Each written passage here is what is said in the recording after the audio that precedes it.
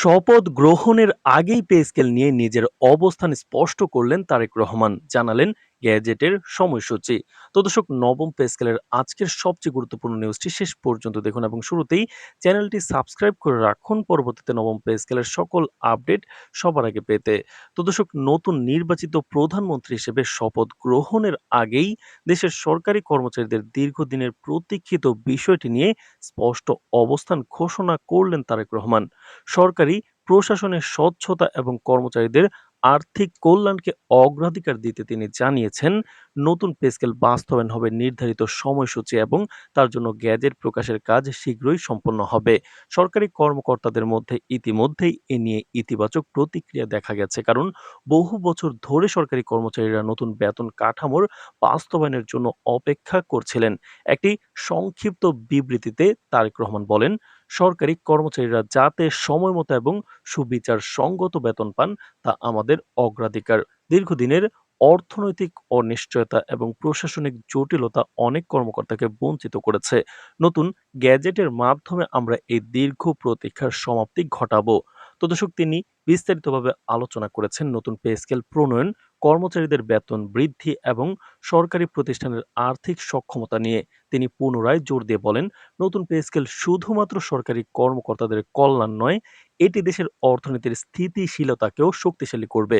আমাদের লক্ষ্য হলো সরকারি অফিসগুলোতে কর্মদক্ষতা বৃদ্ধি এবং সেবা প্রদানে উন্নতি সাধন করা। বিশ্লেষকরা মনে করছেন, শপথ গ্রহণের আগেই এমন স্পষ্ট অবস্থান নেওয়া শুধু প্রশাসনিক স্বচ্ছতার পরিচয় নয়, এটি দেশের অর্থনৈতিক স্থিতিশীলতার প্রতিও ইঙ্গিত বহন করে।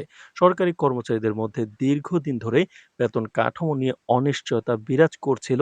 বিশেষ করে ১৪টি গ্রেড রাখা হবে। কর্মচারীদের জন্য সর্বনিম্ন বেতন ২৪,০০০ টাকা এবং সর্বোচ্চ বেতন ১,৪০,০০০ টাকা নির্ধারণের প্রতিশ্রুতি নতুন কর্মচারীদের জন্য আর্থিক নিরাপত্তা নিশ্চিত করবে। তো দর্শক, ভিডিওটির এই মুহূর্ত পর্যন্ত যারা দেখছেন চ্যানেলটি সাবস্ক্রাইব করে রাখুন পরবর্তীতে নবম পে স্কেলের সকল আপডেট সবার আগে পেতে।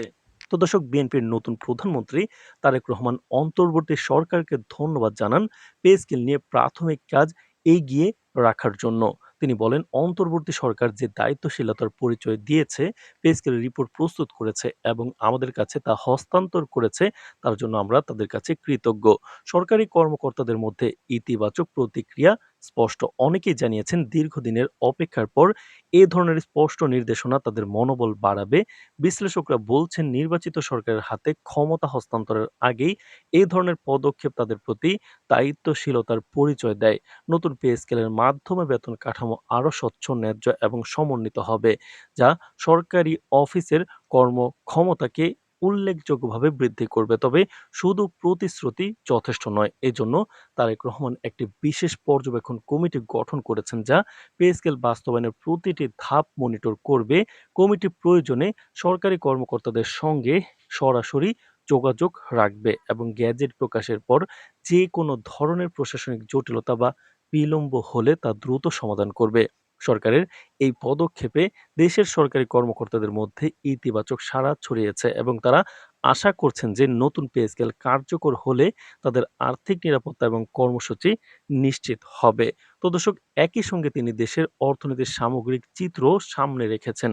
তারেক রহমান বলেছেন, সরকারি কর্মকর্তাদের বেতন বৃদ্ধির পাশাপাশি আমাদের অর্থনীতি স্থিতিশীল রাখতে হবে।